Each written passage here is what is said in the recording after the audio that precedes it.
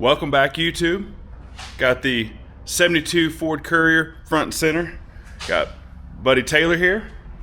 He's gonna help us flip this thing back down. Got a lot of progress to get done on this. Well, we have to get a lot of progress done on it this week.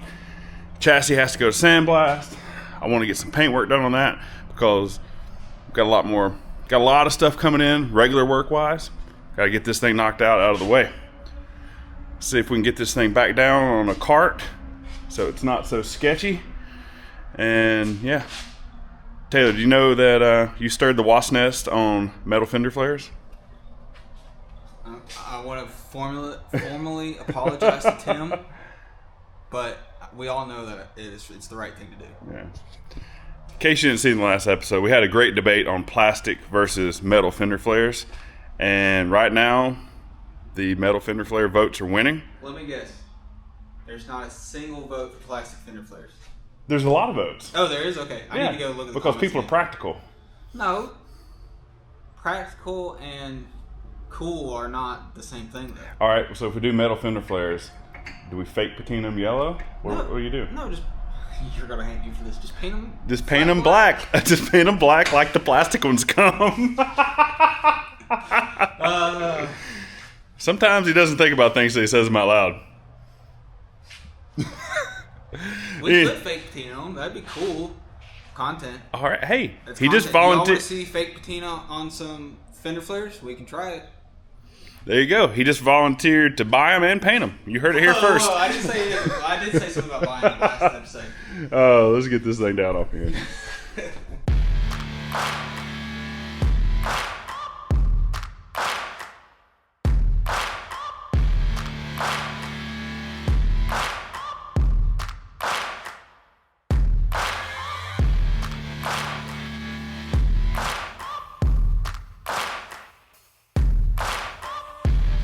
Well, we've had a little bit of change of plans, and as you can probably see, a little bit of change of scenery. Originally, we talked about getting the chassis off to the sandblaster. We had to reorganize and rearrange all of our schedule stuff.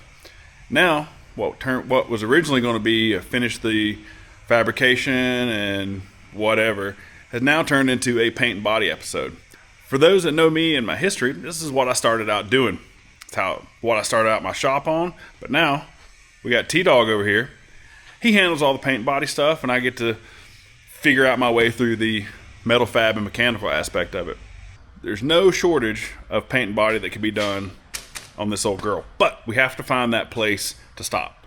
It isn't that kind of truck. If this was a 67-72 C10 or anything with any real value, we would probably paint the whole truck. As much as I hate to say that, this isn't that. It doesn't justify that kind of work. We just want to keep this thing dry, structurally sound, safe, for the most part.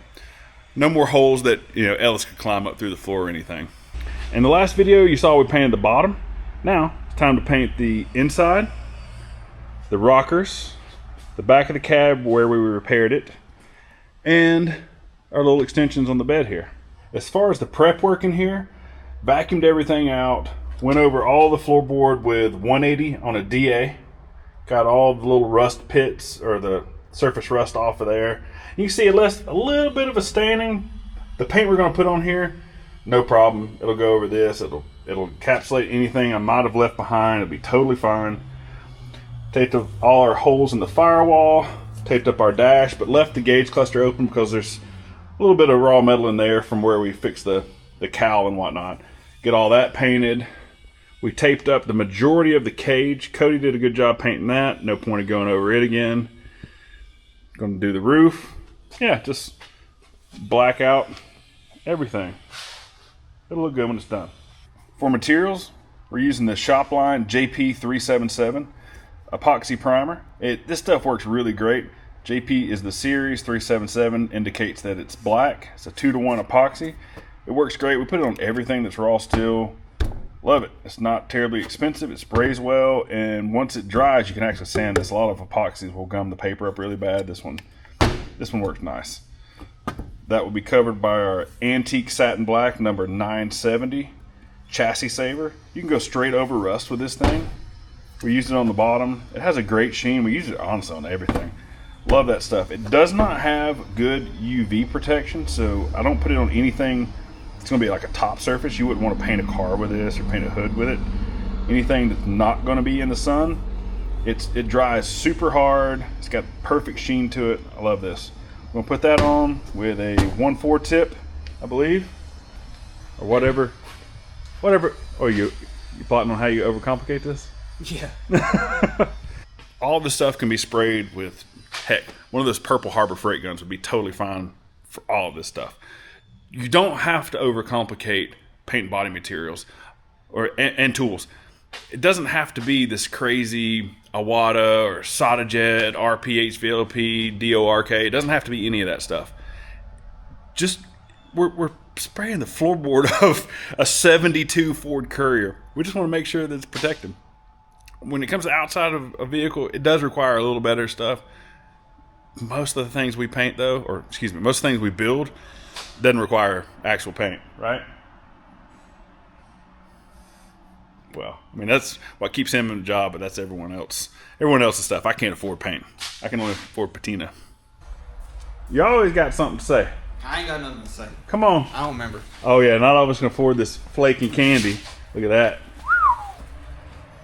Maybe one day, if I build a shoebox or something, we might get Taylor to do a lace candy, cool flake panel roof.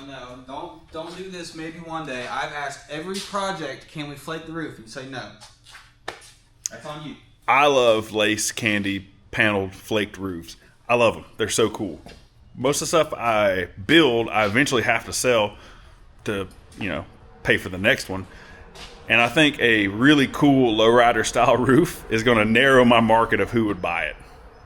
I mean, I agree with you. I get your logic, but I like my logic where it's flake everything. Yeah, and also flake it where if anything happens to it, we can't match it. We can try it. No, it's too rich for my blood.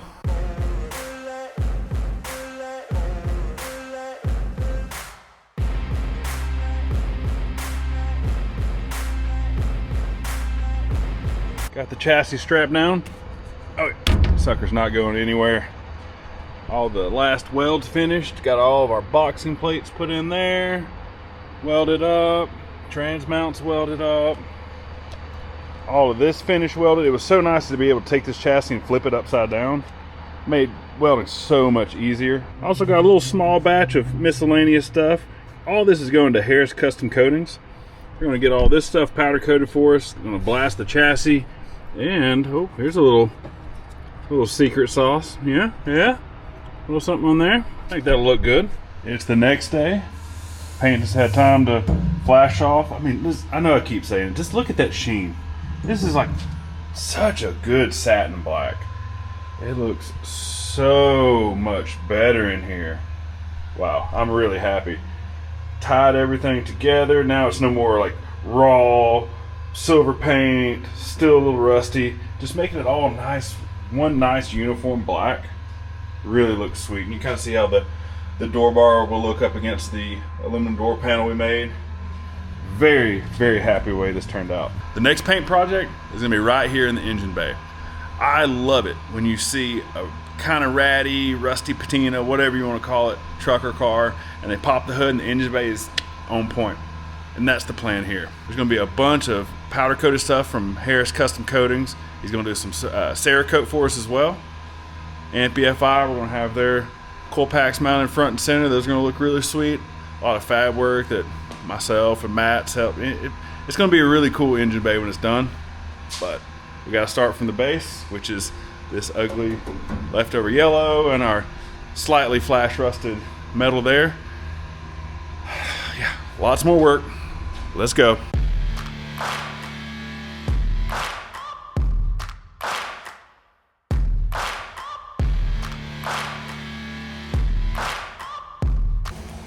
Whew.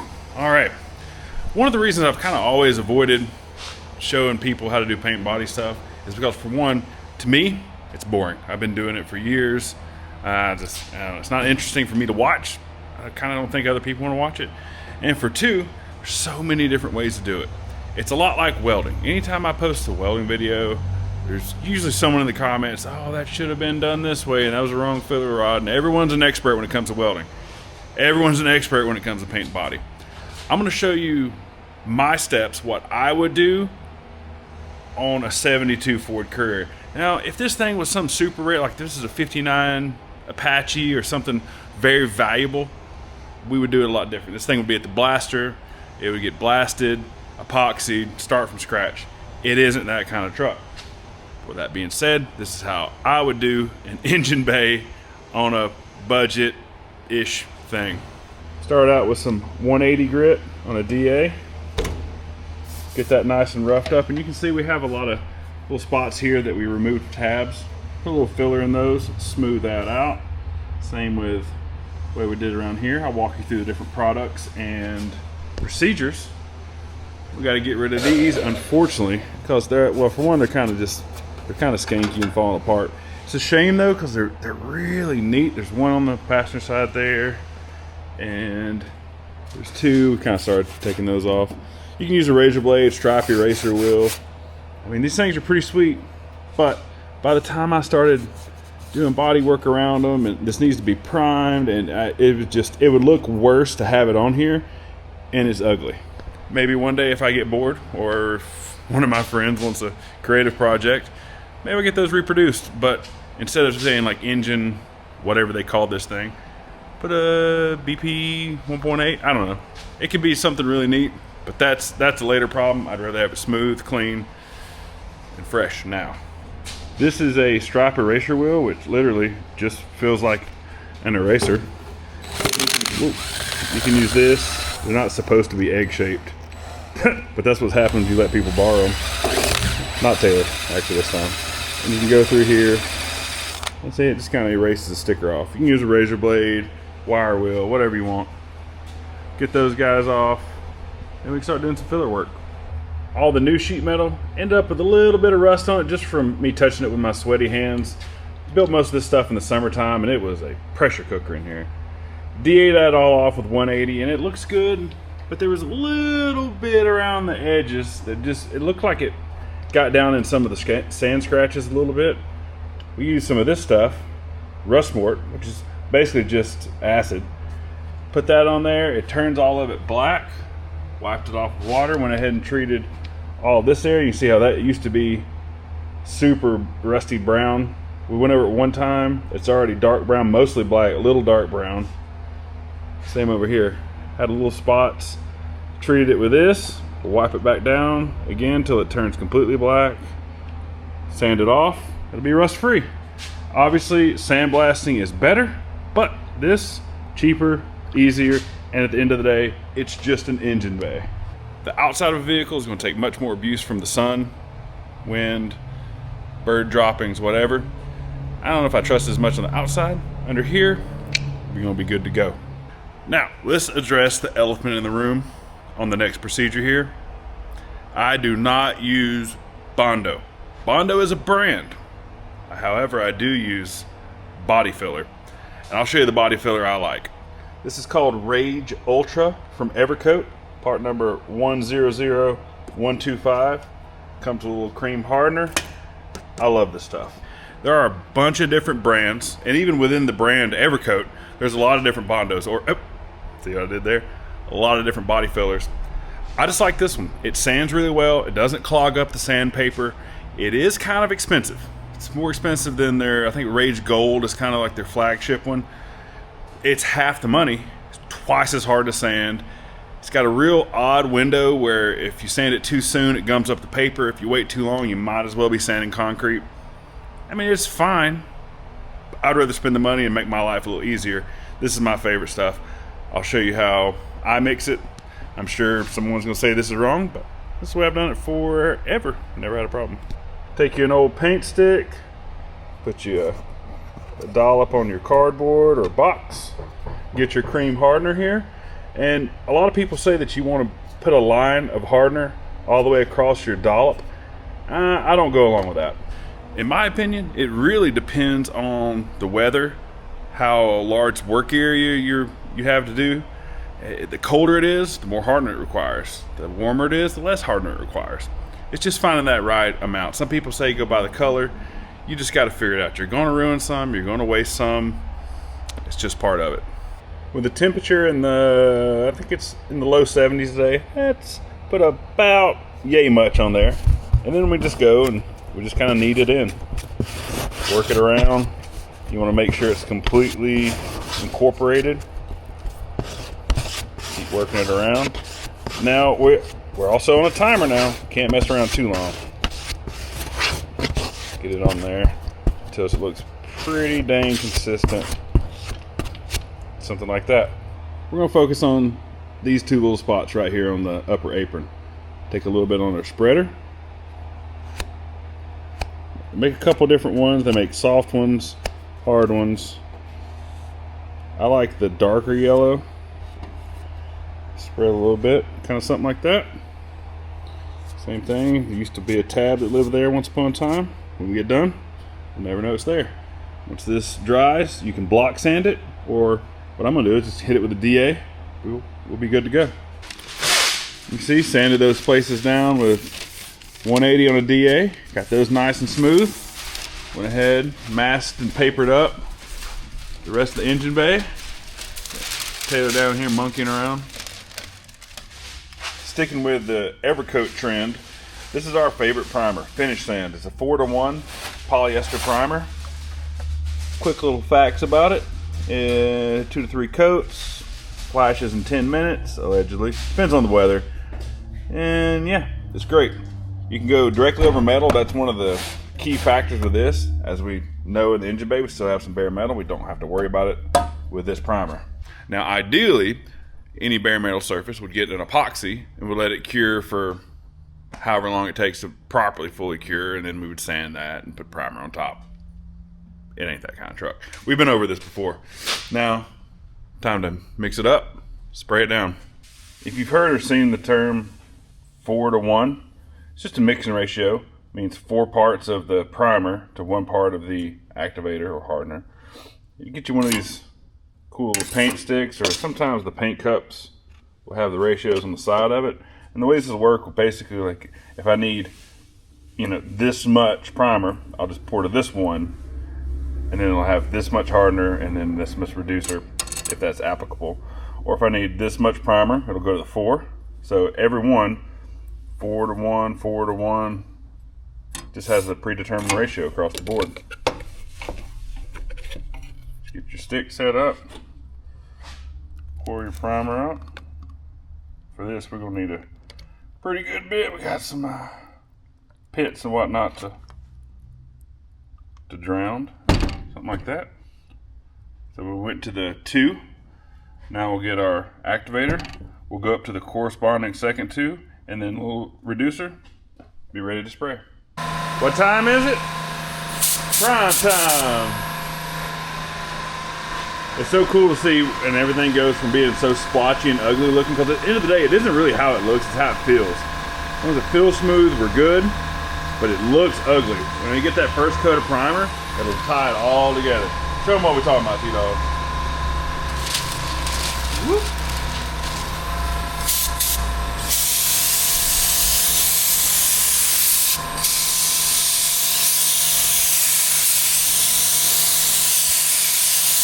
Oh yeah.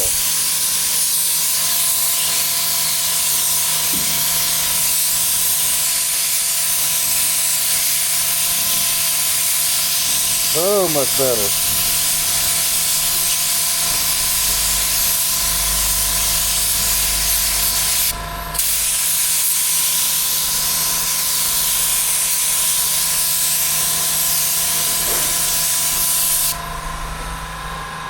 Well, that gives you an idea. Ooh. Now, I'm gonna let him put a couple coats of that on. See if I can get some other work done. Once the primer's cured, Taylor's went ahead and worked ahead here. Once the primer's cured, you have to be able to see where your high and low spots are. That's where guide coat comes in. Now, I'm old school, I like spray paint. He likes this fancy powdered stuff. It is better. Once you put it on, it'll look like this area right here. So you see it looks black, and as you sand it, you can see all your low spots stay black and all the high spots turn gray. Give them a little demonstration.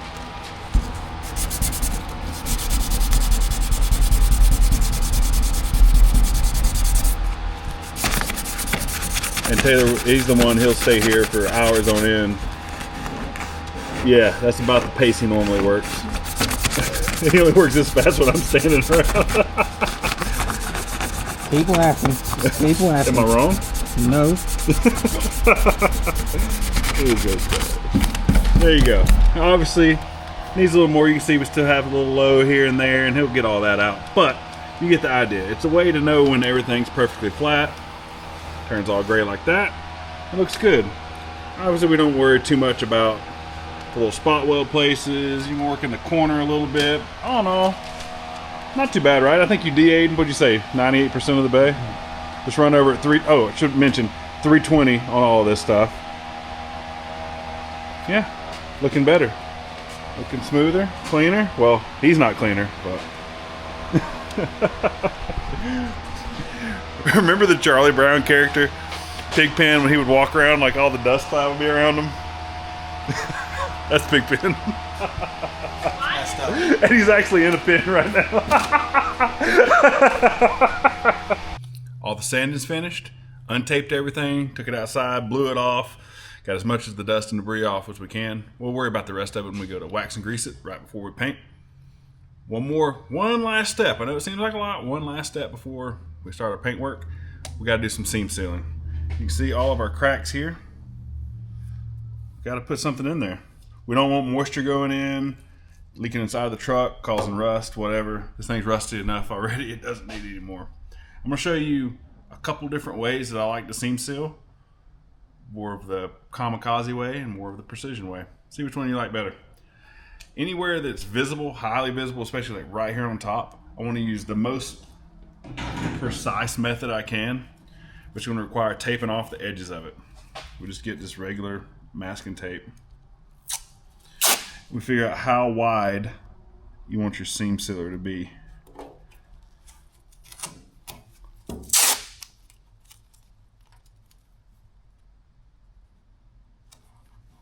Get us a nice little tape off like that.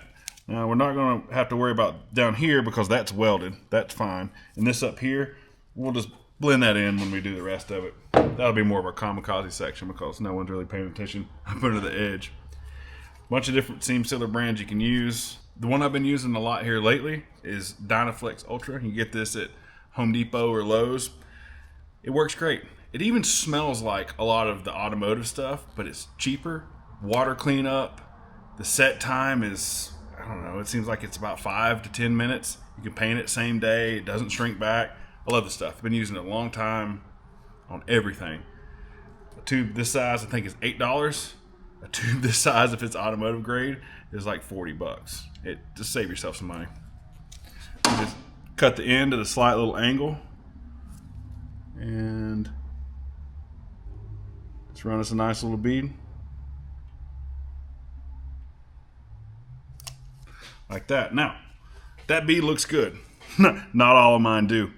And you could leave it totally like that if you wanted to. I like to take and smooth it down a little bit. And also this really kind of forces it into the seam itself.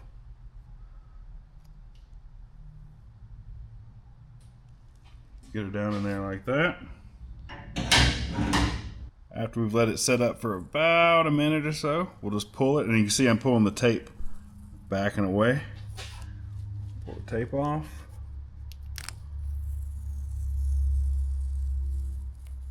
Boom. There we go. Nice, pretty, straight. I don't know. I love it. Love the way it looks. I'll show you the other way of doing it. Not quite as pretty as that, but you know, if you don't have the time and patience, because it takes a lot of time to do that, considering how many seams is on the engine bay or interior, man, you can wrap up a lot of time. I'll show you the faster way. For this side, we're just going to go straight kamikaze and flow it in there. Like that. It works really good in 9-degree corners. You can see it laid out really well. I'm happy with that. But let's say it didn't. Let's say maybe it wasn't real consistent or there's a little gap somewhere, I always like to wear gloves because, I mean, you can get this stuff off your hands. It's just more of a pain in the butt. With one fell swoop, you can really push it in the corners like that. It spreads it out, makes it a little wider, but we know it's going to be fully penetrated in there. And once we get the yellow paint on, it'll look great. It'll look really, honestly, like the rest of the seam sealer on a car anyway. They're never that crisp. They're never that pretty as the top one we did here. That'll look pretty much OEM, like everything else OEM on this. All the seam sealing finished up here. Went back and re-masked up everything. You could, in theory, leave the old paper on it, but it's going to have dust on it from all the sanding. It takes 30 minutes, a little more material, so that way we have a nice, clean slate to start with and the least chance of any debris or dust getting back into the paint. It's going to happen, but let's just try to minimize it. Quick little rundown on keeping it clean since we're on that subject. Shopline JX101 wax and grease remover. Pour a little of this on a rag, wipe all the surfaces. It cleans up any of that left behind residues or oils from your hand or whatever. But wear some gloves. If it's made to take oils off, you don't want to dry your hands out with this stuff. Once that's dried out, we're going to go back with a sealer. Shopline JP377 and 371 mix. So this is a white, this is a black. They also make a gray. We're out of it. But if you mix them together, you can make gray. This is a 2-to-1. Splash of reducer. Just to clarify, there's a difference between primers and sealers. Primers you put on over bodywork, and that's going to build up and help level everything, and you sand that back off, you make everything smooth and flat. A sealer is going to go on right before your base coat or single stage in this instance, and it's to give you one consistent smooth surface, to give you the best possible adhesion and coverage from your paint. You can see here, perfect example. There's some black seam sealer. There's the gray primer. There's a little bit of the black guide coat left over on the spot weld pieces. A little bit of yellow poking through. A little piece of bare metal here and there. With a sealer, which is also direct to metal, don't have to worry about the bare sticking through. The sealer is going to give us one nice, level, even playing field that we can get our best coverage and it'll give us the best result. Once the wax and grease remover is dry, a little tack rag, this will get any kind of dust and lint left over. Start putting our sealer on. There we go, coming together. You can see we got one nice, uniform, clean slate to work with here. Laid out very nice. I think I'd mentioned before we're going to go with single stage on this. A few reasons. One, it's cheaper, let's be honest. Two, it's really easy to put on. There's no base and then clear on top of that. You just put it on and it's shiny and you go on about your business. Also, being in the engine bay, you have a higher likelihood of scratching stuff. With clear, if you scratch it, the scratch it appears like white because the clear is clear.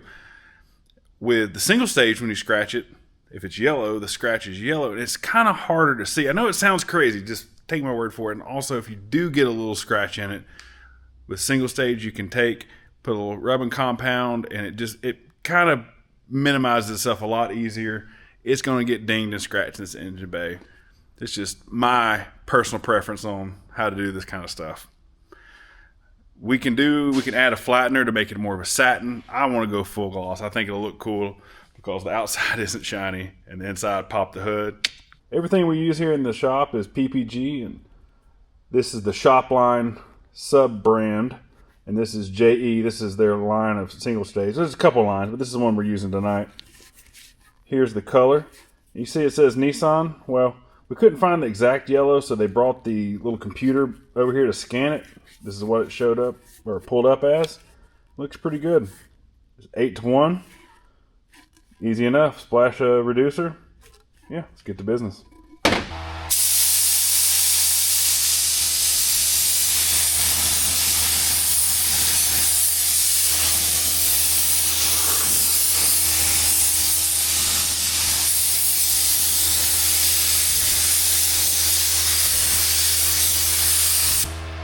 All right, well, hey, turns out I still got it. I don't spray a lot anymore. Taylor, he handles all the paint body stuff here. But when I do get to spray, man, I still like it. This stuff's still fun. 3 coats. Usually with the JE, you can do it in 2, but yellow, it doesn't matter. It doesn't matter if it's the JE, any other single stage, base coat especially. Yellows just don't cover that well. Went 3 coats of this.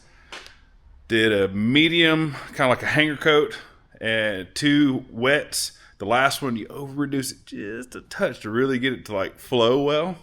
Check this out. That laid down slick. Yeah. A few little bits of trash in it, but all in all, I mean, considering the rest of the truck, this looks great. I am super happy with it. It really makes all our B-roll work in the back pop. That all looks really nice. I'm glad I went ahead and welded up all our extra holes here and shaved all that. It looks nice and smooth. And you can really tell the shape of these inner fenders now. Yeah, I'm extremely happy with this. To be honest with you, I've been getting a little bogged down on this project lately. This was never intended to be this level of a build. It was supposed to be a quick little fast thing, and I have absolutely let the snowball roll downhill. When I see stuff like this, it lights the fire again. Yeah, I can't stop looking at it. It's cool. And even this caterpillar yellow or whatever color you want to call this, I'm not a yellow fan. It works really well. Hey, that's enough. It's about 1 o'clock in the morning. Trying to knock this stuff out. Trying to get you guys a video. Once again, sorry for not getting one next week or last week. I may not get one next week. We're traveling again. If you enjoyed this paint body stuff, kind of a step-by-step overview, let me know. Do you like this kind of content? I don't typically do a lot of this because I don't personally enjoy watching it. But that's also because I've been doing it for, I don't know, I hate to admit, probably 18, 20 years. Doesn't interest me, but if it interests you, I'll add more of it in. We got a couple big projects coming up next year. Some really nice, like slick paint, gapped, panel matched, really, really pretty projects coming up next year. One of them may be starting on Honey's Apache. We'll surprise her with that. Well, if you want to see more of it, we'll add more of it in. If not, if this is boring, let me know. We'll go back to welding and grinding because apparently I'm addicted to that. Anyway, thanks for sticking around. We appreciate it. Like, share, subscribe. You know the deal. Until next time, see ya.